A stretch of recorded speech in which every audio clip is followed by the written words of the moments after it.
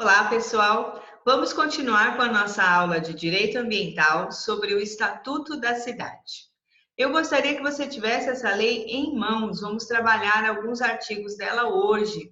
Qual é o número desta lei? Vamos lá? Lei 10.257 de 2001. 10.257 de 2001. Vamos trabalhar os artigos desta lei hoje, para que possamos compreender qual é o seu objetivo. Tenha também aí em mãos a sua caneta, o seu lápis, seu marca-texto, o seu papel para fazer as suas anotações. Se você imprimiu a lei, também é legal fazer as anotações nas laterais. Mas como eu vou falar um monte de coisa hoje dos primeiros artigos, tenha aí em mãos um papel para poder fazer a anotação, o seu caderno de direito ambiental. Então vamos lá. Qual é o objetivo do Estatuto da Cidade? Quando nós pegamos a lei, está escrito lá: regulamenta os artigos 182 e 183 da Constituição Federal, estabelece diretrizes gerais da política urbana e dá outras providências. Essa é a parte inicial. Logo quando a gente lê o número da lei, logo embaixo já determina que a regra geral veio da Constituição Federal e a regra específica vai vir através do Estatuto da Cidade. Então, a Constituição Federal gera o quê? Diretrizes gerais que devem ser mais especificamente estabelecidas através de uma lei especial. Neste caso, nós temos o seguinte: a Constituição Federal vai tratar do desenvolvimento urbano. E o Estatuto da Cidade vai tratar diretamente de como esse desenvolvimento urbano deve acontecer quando nós estamos falando em cidade. Então, qual é o objetivo dessa lei, o Estatuto da Cidade? É ordenar, através desse desenvolvimento urbano, as funções sociais da cidade e principalmente da propriedade urbana. Não importa se ela é pública ou é privada, porque através de diretrizes gerais se cria a garantia de que estas cidades possam se desenvolver de forma sustentável. Então, quando nasce o Estatuto da Cidade, nós temos a situação que nasce uma lei que vem determinar como que essa cidade deve se desenvolver. E ao se desenvolver, essa cidade vai apresentar várias dificuldades, o que é bem natural.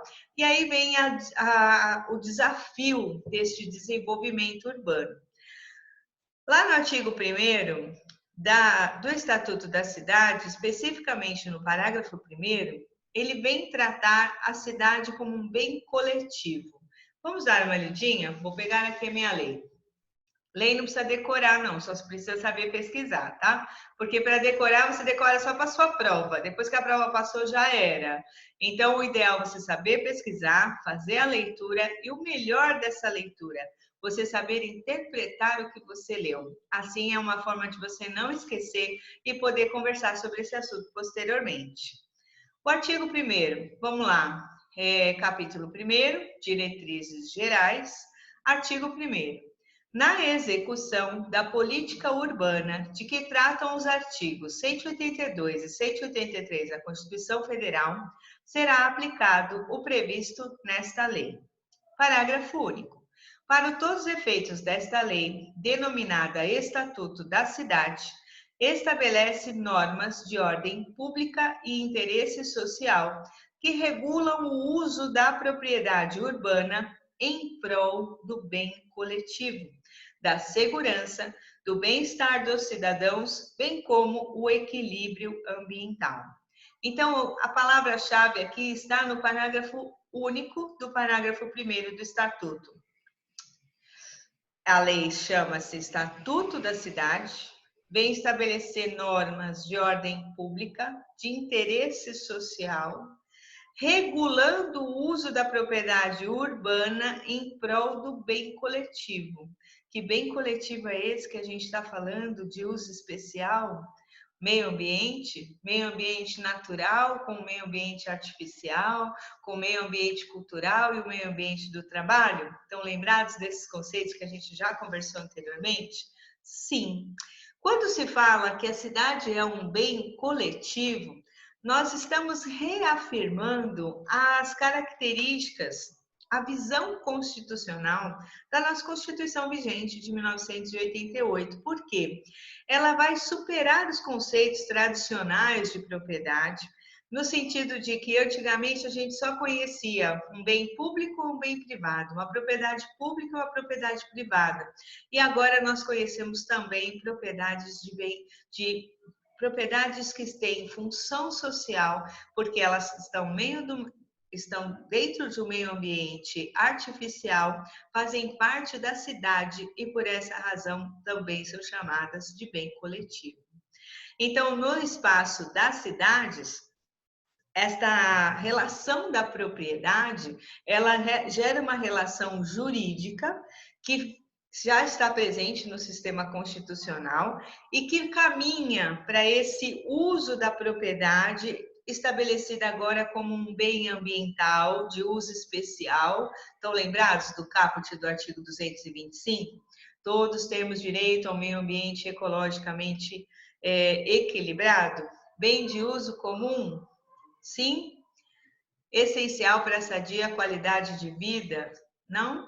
Não estão lembrados? Então dá uma lidinha no caput do 225, que você vai ver que esse uso da propriedade, ele está bastante vinculado ao bem ambiental, que é um bem coletivo, porque todas as suas características são derivadas de um bem coletivo. Não pertence a um, pertence a um grupo, classe, categoria de pessoas, a várias pessoas. Então, nesse Estatuto da Cidade, nasce uma garantia inédita, que no direito positivo brasileiro significa o quê? Que dentro das diretrizes da política urbana de desenvolvimento, tanto nós, os naturais, né, brasileiros ou estrangeiros naturalizados que vivam no nosso país, tem a relação, a pessoa com o lugar onde ela vive, a pessoa com o lugar onde ela trabalha. Então, esta relação gera uma garantia de que as propriedades, sejam elas residenciais, comerciais, industriais, elas cumpram com a sua função social, trazendo benefícios para esta sociedade, porque a sociedade vive na cidade e essa relação pessoa com o lugar que ela vive tem que ser saudável. Por isso que a propriedade não pode ser usada ao bel prazer do seu dono, como a gente aprendia antes nos conceitos de direito civil. Quando se fala na criação do Estatuto da Cidade, e nós lemos aqui no parágrafo 1º do equilíbrio ambiental que deve se ter dentro das cidades, isso significa que essas cidades devem ser desenvolvidas de forma sustentável. E essa sustentabilidade significa o quê? Que a cidade se desenvolva sem esgotar os seus recursos. Por isso que nós devemos conhecer que recursos são esses. E aí vamos ler mais um pouquinho da lei, lá no artigo 2º, que vai dizer assim: a política urbana tem por objetivo ordenar o pleno desenvolvimento das funções sociais da cidade e da propriedade urbana, mediante as seguintes diretrizes gerais. 2 pontos. Ah, entendi. Então quer dizer que eu tenho uma política urbana, a Constituição já determinava que o município devia cuidar disso, e dentro dessa política de desenvolvimento urbano, eu tenho que ter um desenvolvimento sustentável dessa cidade. Para que essa cidade possa crescer, eu tenho que falar da propriedade urbana. E para isso eu tenho que criar regras. As regras são as diretrizes gerais. Aí, vamos lá. Inciso 1º. Garantia do direito a cidades sustentáveis, entendido como o direito à terra urbana, à moradia, ao saneamento ambiental, à infraestrutura ambiental, ao transporte e aos serviços públicos, ao trabalho e ao lazer para as presentes e futuras gerações. Nossa, a cidade sustentável, ela tem diversos itens que a gente vai ter que estudar um pouquinho. Ela Aqui estabelece o artigo 2º que essas diretrizes são para orientar essa política de desenvolvimento urbano, que a pessoa que vive neste local, ela vai ter direito a algumas coisas, ó, terra urbana, moradia, saneamento ambiental, infraestrutura, transporte, serviço público. Ah, certo, professor. Então, de novo, vem aquele princípio básico da Constituição, dignidade da pessoa humana? Perfeitamente. Por que nós vamos cuidar de uma política de desenvolvimento? E para o que o cuidado para que a cidade se desenvolva de maneira sustentável? Para que a gente possa garantir que as pessoas sejam respeitadas, tenham a sua dignidade respeitada, seus direitos e suas garantias de acordo com o lugar que ela vive, de acordo com o lugar que ela trabalha, porque eu posso viver num município e trabalhar em outro, posso morar num estado e trabalhar em outro esporadicamente. Então, vai caber ao poder público municipal, dentro das suas tutelas meta-individuais, que seriam aquelas que transcendem a um indivíduo e vão atingir a categoria, grupo, classe de pessoas, cuidar do quê? Cuidar de garantir que essa cidade se desenvolva de maneira sustentável. Por essa razão, vamos destrinchar esse inciso primeiro. Anota aí, direito à terra urbana. É a primeira informação que traz o inciso 1º do artigo 2º aqui da nossa lei, o Estatuto da Cidade. Quando se fala de direito a uma terra urbana, nós estamos falando, claro, que é uma propriedade que está dentro da cidade, está dentro da área urbana. É uma porção territorial que faz parte da cidade. E aí, quando se fala dessa terra urbana, eu gostaria que você fizesse uma pequena anotação aí no seu caderno. Anotem aí, por favor. A terra urbana deve ser assegurada a todos. A terra urbana deve ser assegurada a todos, garantindo o uso proporcional de determinada porção territorial,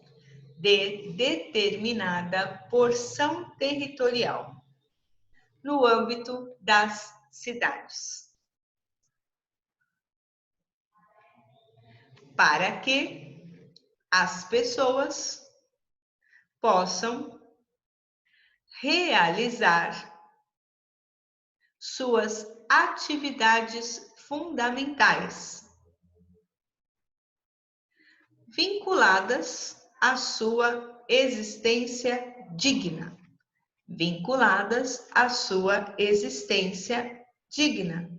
dentro da ordem econômica do capitalismo, Isso quer dizer que não importa se a propriedade é minha, ou se eu moro de aluguel, ou se eu tenho um bem doado, emprestado, eu tenho o direito a ocupar um espaço dentro da cidade. Um espaço para eu viver, um espaço para eu trabalhar, mas eu tenho direito a esse espaço. Essa é a ideia de direito à terra urbana. Por quê? Como a gente já conversou em outras ocasiões, cabe ao município, ao poder público municipal, fazer o planejamento de como essa terra urbana pode ser utilizada pelos munícipes. Por quê? De acordo com a área territorial daquele município, é que vai ser decidido pelo zoneamento ambiental o que pode ser aproveitado e o que não pode. O que pode ser construído e aonde. E aí, vejam só, um planejamento territorial bem sucedido, ele vai fazer com que essa terra urbana seja bem aproveitada. Isso é porque a lei estabelece que eu tenho que criar bases econômicas e políticas fortes para que a terra não possa ser utilizada de qualquer maneira, tenha um planejamento, esse planejamento tenha que ser bem sucedido para que esse solo, essa área territorial desse município possa ser melhor aproveitada. Por isso que a maior parte das cidades, vocês já repararam, ela começa do que a gente hoje chama de centro e ela vai expandindo para para suas laterais, para suas adjacências. Ela começa geralmente pequena, onde se concentra a cidadezinha do interior, a Praça do Coreto, a igreja, a avenida de comércio, de banco, e assim, a partir dali começam a ser as construções, vão se misturar um pouco com a área rural, e isso é porque a cidade, por conta do poder público municipal, vai precisar ter um planejamento que vai concretizar a utilização desse solo urbano. Isso é muito importante. Nós temos visto na história do Brasil que municípios que não cuidaram desse planejamento se desenvolveram de forma desordenada e trouxeram vários prejuízos para a sua população. Muitas vezes obrigando que aquele munícipe ele migre para outro município ou para outro espaço, para que ele consiga morar, para que ele consiga trabalhar, e isso é responsabilidade do município, que tem a necessidade, aliás, a obrigação de distribuir de uma maneira clara para a população todo o seu espaço territorial. Por isso, eu sempre falo para vocês da lei de zoneamento ambiental de cada município. Quer conhecer do seu município? Entra no site da prefeitura local e você põe na busca zoneamento ambiental. Lá vai sair as diretrizes estabelecidas para o planejamento da ocupação da terra urbana, o que aí geralmente são separados em zonas, né? Zona residencial, zona mista, que é onde pode ter residência e comércio, e zona industrial. E é bem bacana porque cada município tem a sua peculiaridade. Por exemplo, eu estou em Guarulhos. A maior peculiaridade de Guarulhos é o aeroporto internacional, aonde vai existir muitas restrições para construções na área do seu entorno. E também não é só o entorno do aeroporto, nós temos as rotas aéreas, que também não vão permitir a construção de prédios, de edifícios, de casas que tenham sobradadas até determinada altura, por conta do aeroporto aqui da cidade de Guarulhos. Então, o problema maior que nós encontramos nas cidades de todo o nosso país, qual é? Um desordenamento, um desplanejamento da ocupação do solo urbano. E isso traz um prejuízo muito grande, porque quando eu não controlo de que maneira esse solo pode ser usado, eu vou trazer impactos ambientais, eu vou trazer prejuízos para a ocupação desse solo. E uma das coisas que a gente leu, inclusive aqui no nosso parágrafo primeiro, é que a gente precisa do quê? Do equilíbrio ambiental. Para se ter o equilíbrio ambiental, eu também tenho que cuidar de uma maneira bem dedicada, cada município cuidando do seu espaço territorial, cuidar para que esse espaço, esse solo, esse planejamento da ocupação desse solo seja feito de forma responsável, para que essa cidade possa de fato se desenvolver de forma sustentável. Isso é bem interessante, porque muitos pensam que quem faz o direito não vai se preocupar com essas questões ambientais, mas não. Existe uma área do direito, que é a ordem urbanística, que temos especializações, mestrados, doutorados, aonde o profissional do direito ele vai associar com mais informações, vai trabalhar com equipes multidisciplinares, como topógrafos, engenheiros, geólogos que vão cuidar do solo e assim por diante, porque o direito ambiental ele é multidisciplinar. Só ele não se basta em si, ele realmente é necessário que o advogado conheça a legislação, saiba interpretá-la e ele, em especial, ele também tem a colaboração de outros profissionais a auxiliá-lo a executar o que estabelece a lei. Vamos lá. Dentro deste inciso 1º do artigo 2º, nós falamos sobre terra urbana. O próximo direito que está dizendo aqui que a cidade sustentável tem que garantir ao seu cidadão é a moradia. Moradia. Professor, eu acho que a Constituição Federal já fala alguma coisa sobre isso. Sim. No artigo 5º, lá no inciso 11, ele estabelece que a casa é o asilo inviolável do indivíduo. Vocês estão lembrados disso? Que a casa é onde você tem a sua intimidade, a sua família, as suas coisas. Eu vou ler para vocês. Trouxe uma colinha aqui, vou ler porque não precisa decorar, só precisa entender. Diz o artigo 5º, no seu inciso 11. A casa é o asilo inviolável do indivíduo. Ninguém nela podendo penetrar sem consentimento do morador, salvo em caso de flagrante delito ou desastre, ou prestar socorro, ou durante o dia por determinação judicial. Então a Constituição Federal já estabelece que eu tenho direito a ter uma casa. E que essa casa é inviolável, é nela que eu vou proteger a mim e a minha família. Ok. A casa vai estar aonde? Esse direito de moradia vai estar aonde? Vai estar na cidade. A grande maioria das pessoas vive aonde? No território urbano, nas cidades. Então, quando se fala direito à casa, o município tem que garantir que as pessoas possam morar. Porque quando você tem a casa, você tem esse local chamado de asilo inviolável. Neste local, você tem o seu direito à intimidade, estão lembrados disso? Lá no artigo 5º, no inciso 10, vai falar do seu direito da intimidade, aonde vai dizer que a sua intimidade também é inviolável. A sua vida privada, a sua honra, a sua imagem, assim como a sua e a das pessoas que moram na sua casa. E se esses direitos forem ameaçados ou violados, cabe indenização por dano material e o dano moral conforme a violação que tenha sido praticada. Então, eu preciso ter o direito à moradia porque a casa é o meu asilo. E na minha casa eu posso desenvolver a minha vida, a minha intimidade. E tenho o direito que essa intimidade seja preservada, seja reservada. E se for violada, cabe ação judicial correspondente. Porque além do direito à casa, nós temos o direito à intimidade, temos o direito à vida privada. Estão lembrados que a Constituição também trata disso? O inciso 10 do artigo 5º da Constituição também fala que o direito à vida privada é o seu direito de organizar a sua vida, a sua família, as pessoas que estão com você nessa moradia.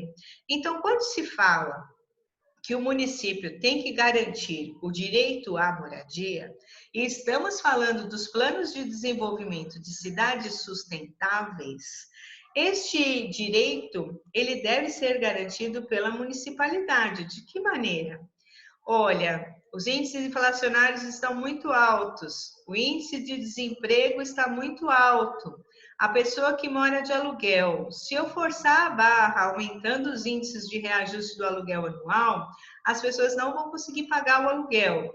Elas vão ter que desocupar os imóveis locados, elas vão ter que ir morar com algum parente, elas vão ter que morar em algum lugar, às vezes bem inferior da onde ela mora agora, e eu vou gerar uma problemática muito grande. A pessoa tem uma condição material melhor, ela comprou a casa própria.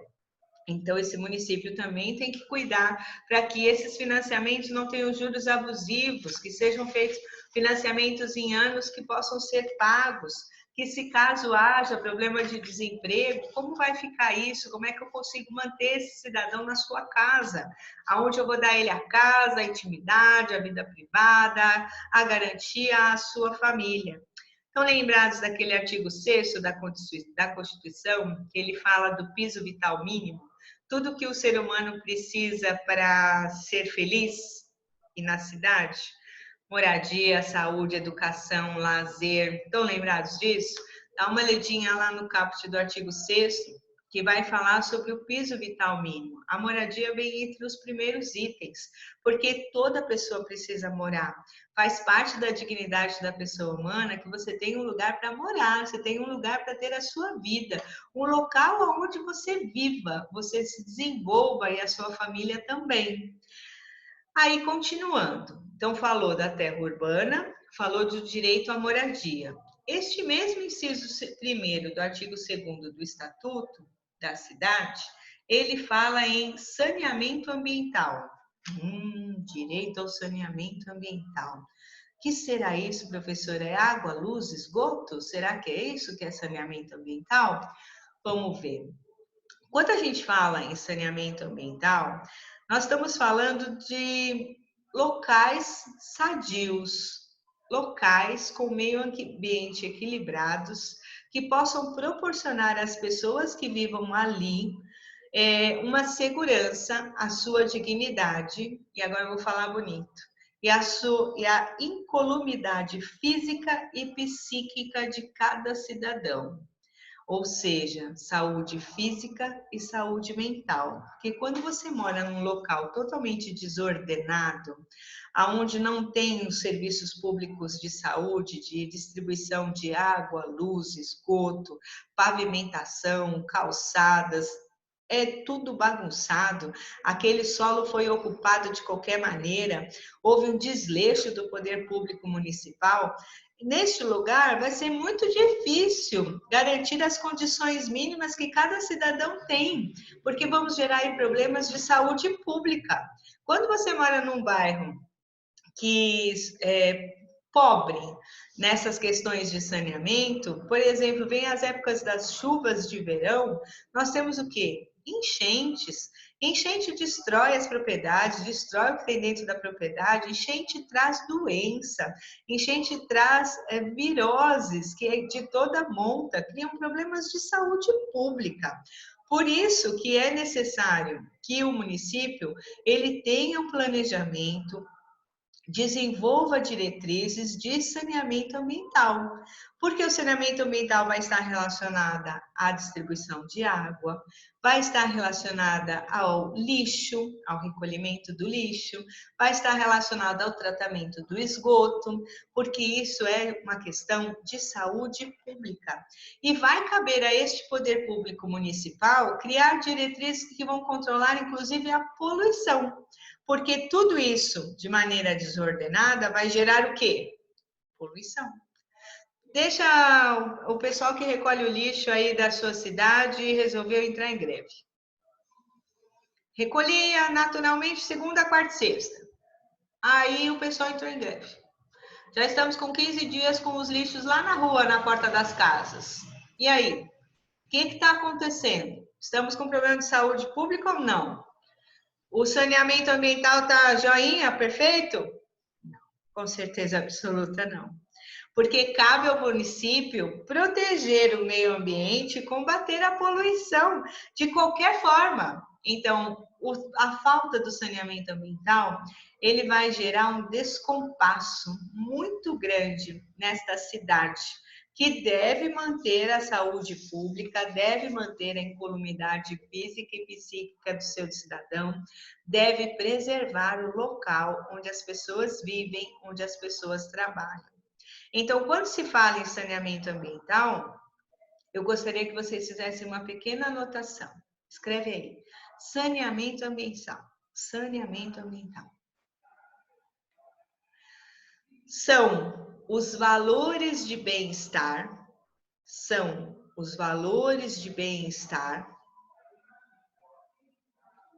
que incluem a satisfação plena, física e mental, satisfação plena, física e mental,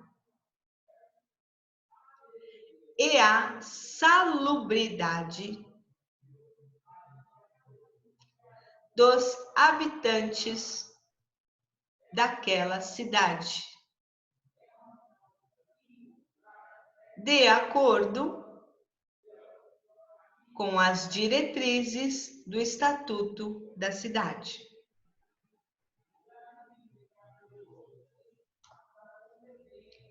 Sem saneamento ambiental, dá? Dá não. Sabe por que não dá? Porque quando você tem um bairro que cresceu de forma desordenada, a ocupação dessa terra urbana não foi bem colocada, não foi bem cuidada pelo poder público municipal. As casas, os comércios, os galpões foram construídos de qualquer jeito e, consequentemente, as ruas, avenidas, vielas, acessos também construídos de forma desordenada.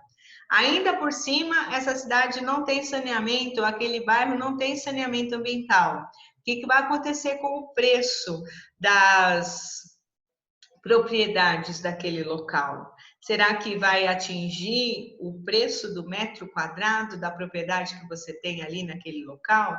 Sim ou não? Sim, com certeza absoluta. São vários os problemas, né? Vários os problemas que vão surgir em decorrência da falta do saneamento ambiental.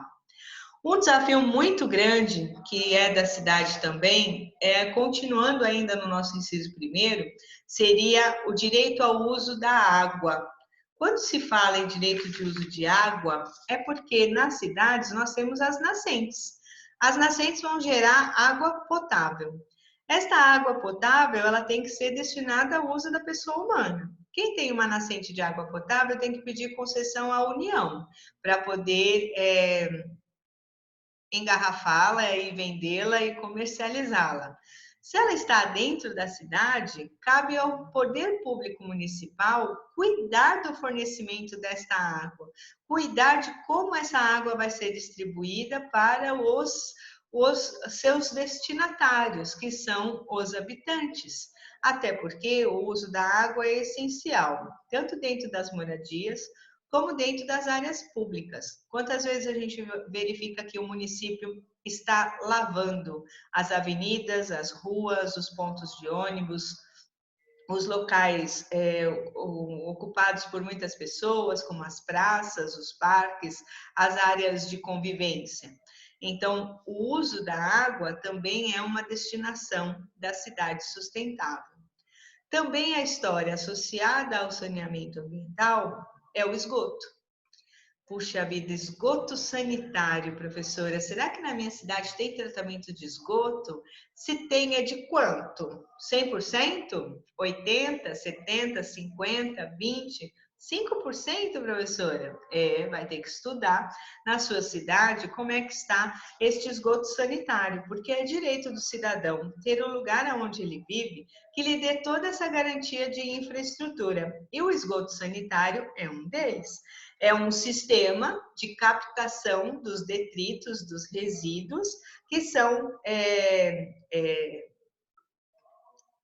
descartados pela pessoa humana.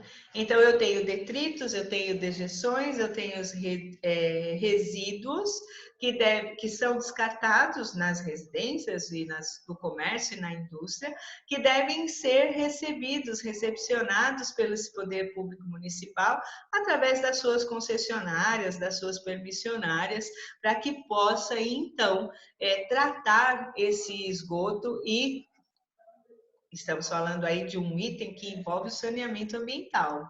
Então, o município cuida da água e o município cuida do seu esgoto sanitário. Deve, né? Deve fazer isso. Nem todos os municípios fazem, mas aí vem a ordem do 225. Cabe ao poder público e à coletividade defender e preservar esse meio ambiente para as presentes e futuras gerações. Se o município está sendo negligente na sua obrigação, cabe à coletividade se reunir, através de uma associação de bairro, por exemplo, juntamente com o Ministério Público, para propor uma ação pública contra aquele município, para que o obrigue a criar um plano de saneamento ambiental que vai envolver a água, o esgoto. Ainda temos problema com o ar atmosférico e a circulação de pessoas nas cidades, que também envolve o saneamento ambiental. Quando se tem índices muito altos de poluição, nós estamos comprometendo o ar atmosférico. Quando essa poluição também vem oriunda, por exemplo, do lixo, que não é recolhido, nós estamos criando um problema de circulação. A falta do saneamento ambiental e desses itens que nós estamos falando agora, ele é um problema de saúde pública. Por isso que a cidade, para se manter firme, para se desenvolver de maneira que possa trazer aos seus ocupantes uma vida saudável, ela precisa de cuidados de todos esses itens. Um dos itens muito interessantes é o descarte de resíduos. Quando se fala de descarte de resíduos, eu quero fazer uma colocação para vocês. Lixo é aquele que não se reaproveita. Resíduo é aquele que pode ser reaproveitado, pode ser objeto de reciclagem. Então, a ideia é, tá bom, professora, então eu tenho que criar o descarte dos resíduos E o descarte do lixo, sim, é obrigação pública, é obrigação do poder público municipal criar o quê? Formas de acondicionar esses materiais que são objetos de descarte. De que maneira? Anotem aí, por favor. Põe aí, direito ao descarte de resíduos. É uma informação bem importante. Posso falar? Então vamos lá. Através da coleta de resíduos,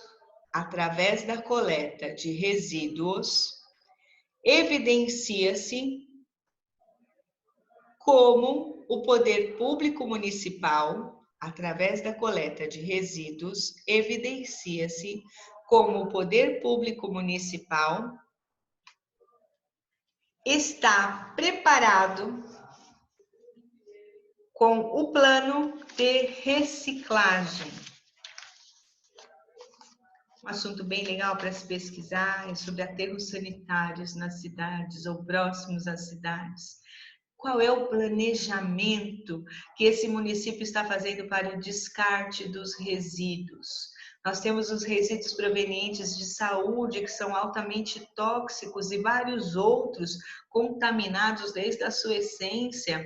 E os que não são contaminados? Qual é o programa que a cidade tem para auxiliar as cooperativas de reciclagem?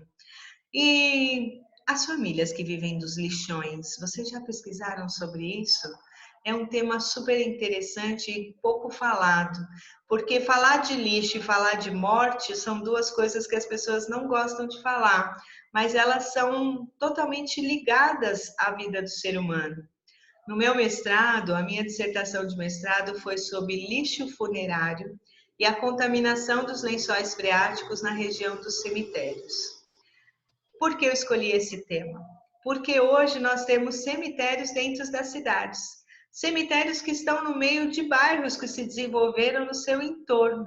E como é que fica a decomposição dos corpos naqueles cemitérios em especiais, os municipais, que as covas são feitas diretamente na terra?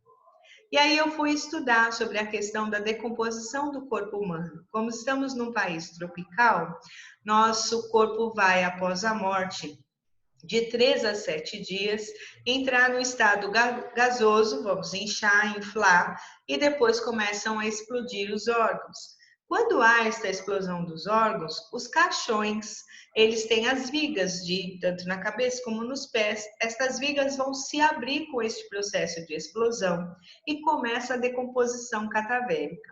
Ou seja, nós vamos virar uma garrafa de Coca-Cola, PET, 2 litros, vamos caber dentro dela. Nós vamos virar uma substância chamada necrochurume, que é a decomposição do corpo. O necrochurume é tudo que você vai restar na sua vida, tá legal? Vai caber dentro de uma garrafa de Coca-Cola de 2 litros. É uma substância que todas as doenças que você teve na vida, todos os antibióticos que você tomou, se você teve um câncer, se você teve uma AIDS ou algo parecido que tomou muita medicação, tudo vai estar dentro dessa substância. E ela em contato com o solo, ela através, por exemplo, de um período de chuvas, essas chuvas de verões que vêm aí para acabar com tudo, imagina o que vira o solo desse cemitério. Porque quando você olha o cemitério, as pessoas elas são enterradas por quadras. E elas são enterradas de uma